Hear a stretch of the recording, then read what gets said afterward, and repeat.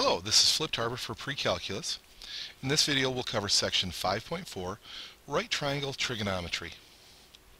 Now the objectives for this lesson are to find the value of trigonometric functions of acute angles, use the complementary angle theorem, and find the reference angle. The outline for our video will talk about the 6 trigonometric functions in right triangles. We'll talk about complementary angles and cofunctions. We'll talk about the reference angle, and we'll look at using reference angles to find the value of the trigonometric functions. So let's get started by taking a look at our 3 basic trig functions inside a right triangle. So we see here a right triangle with an angle marked theta. Now the 3 legs of the triangle are marked adjacent, opposite, and hypotenuse. Now the label hypotenuse really is not subjective at all. The hypotenuse side is the longest side of the right triangle and it's opposite the 90-degree angle. The labels adjacent or opposite are very subjective though. The reason I labeled the vertical one opposite is because it's the side away from the angle theta.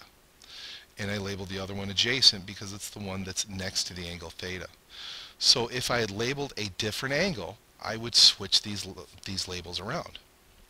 Now, our 3 basic trig functions, sine, cosine, and tangent, can be defined like this. Sine is equal to the length of the opposite side divided by the length of the hypotenuse. The cosine of theta is equal to the length of the adjacent side divided by the length of the hypotenuse. And tangent can be found by taking the opposite length and dividing by the adjacent length. Now you may have heard some people referring to SoHCA.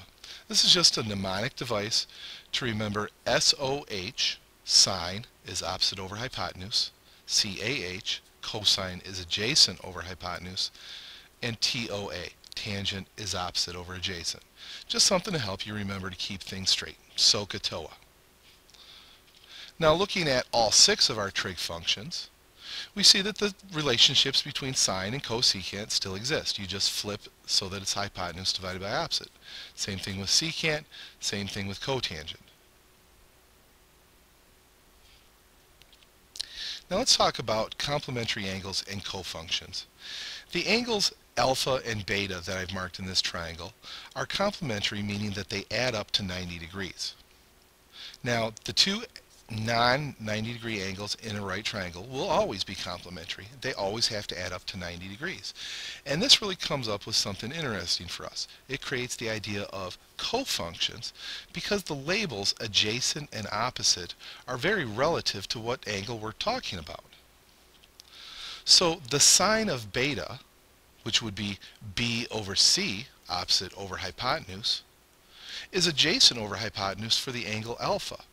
So that means that the sine of beta is equal to the cosine of alpha. They are cofunctions, thus sine and cosine. Maybe you wondered why we call it cosine. And the vice versa is true. Cosine of beta is equal to the sine of alpha. So the tangent beta, which would be B over A, is the cotangent of alpha. Thus that term cotangent. They are cofunctions. Now, a similar relationship exists when we talk about cosecant and secant, and then again cotangent and tangent.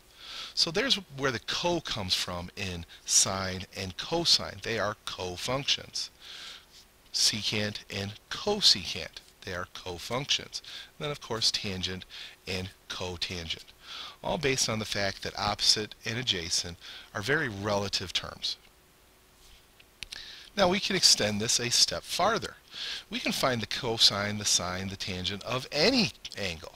It doesn't have to be part of the unit circle, it doesn't have to be part of the right triangle. It's just got to be an angle. Well, what if these angles aren't necessarily part of a right triangle, but they are complementary?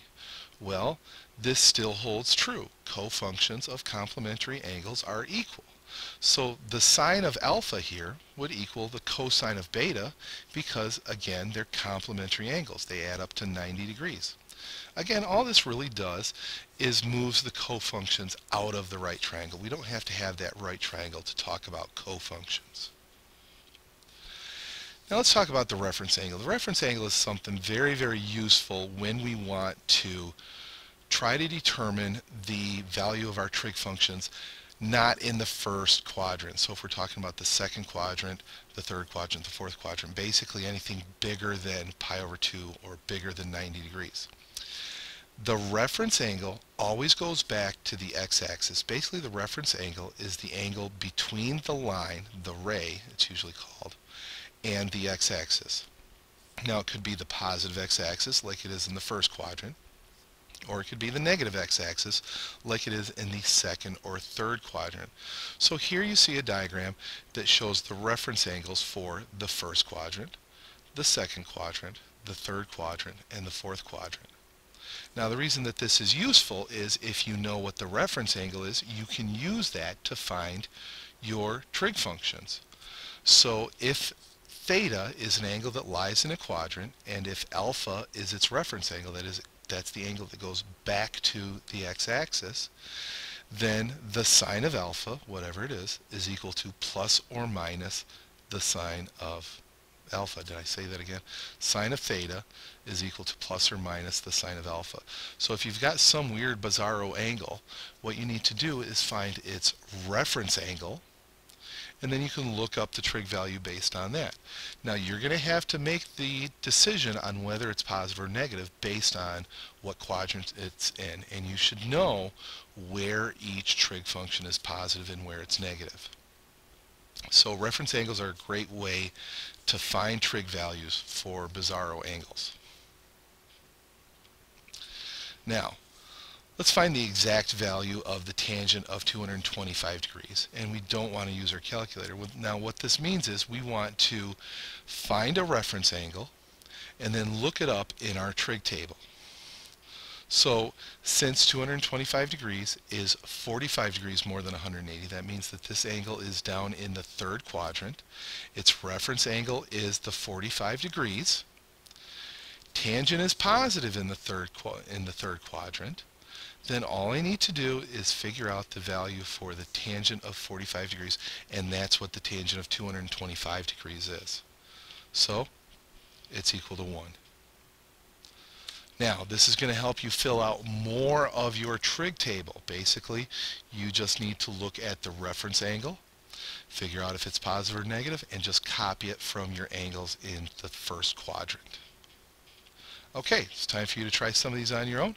I'll see you in class, and I'll see you online.